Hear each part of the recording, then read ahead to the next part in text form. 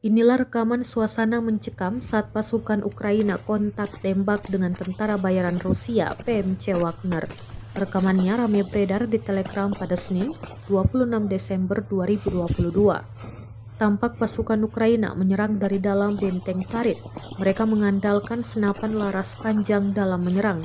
Meski begitu, serangan pasukan Ukraina juga dibalas habis-habisan oleh PMC Wagner hingga menyebabkan sejumlah rekannya terbunuh. Dalam keterangan unggahan disebutkan ini adalah pertempuran menembak di posisi Brigade Tank ke-17 Angkatan Bersenjata Ukraina. Rusia mengklaim Ukraina yang menderita kerugian besar di wilayah Artemovsk. Dalam video tersebut, Angkatan Bersenjata Ukraina menembak balik dari para pejuang PMC Wagner di dekat mayat rekannya sendiri. Jelas keterangan unggahan.